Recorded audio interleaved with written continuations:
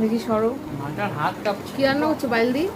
আজকে আমি চিকেন পকোড়া ভাবছি। পারে না তাও এইভাবে ঢং করে ভুলভাল বলছো? রান্না। তুই চুপ কর। ও হয়েও গেল। একটা পার্ট হয়েছে, এখন অনেক পার্ট বাকি আছে। এটা ডিম ডিপ খেয়ে দিয়েছিলিস? বলবে, ডিপ খেয়ে বলবে কেমন হয়েছে। সে বলো কেমন এই হয়েছে? ভালো করে চাট মশলা আছে, তেল ভালো। ধনিয়া একটু ওই যে, ওই যে, ছিটিয়ে দে। চাট মশলাটা ছিটিয়ে দে, ওই যে চাট মশলা দিতে। তাহলে বুঝতে পারবো যে কেমন হয়েছে। এখনো তো রয়েছে, দাও তাহলে তেল তো গরম হয়ে আছে। হ্যাঁ, ডিপস। এই বলছি একটা একটা করে ছাড়, তাহলে লাগবে না জিনিসটা। তোকে আমাকে শেখাতে হবে না, তুই নিজেরটা খা। হ্যাঁ, পারে না ঝামেলা কিছু না। দিয়েছে। বলছি মিনিমাম 15টা দিবি এখানে। ওই দেখো ও বলে পারে।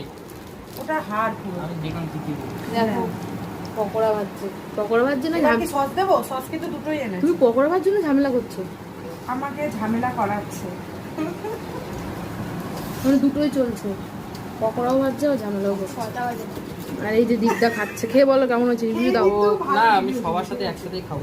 না না, খেয়ে রিভিউ একটা দাও। taste করতে একটা হবে। টেস্ট করো, বলো কেমন হয়েছে। সস- সত্যি কথা সস বলবা? দেবো? সস দেবো?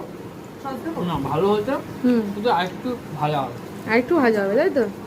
ঠিক আছে, এটা একটু আমি slowly একটু flameই বেশি ভাজবো। বেশি বেশি তাড়াতাড়ি করে ভাজো। মাখাটা অপূর্ব হয়েছে, সুন্দর হয়েছে তো? আমার হাত বলে ভালো। নুনটা বেশি হয়েছে। আমি বলছিলাম বেশি হয়েছে কি বলতো, আমি না আন্দাজ করতে পারিনি।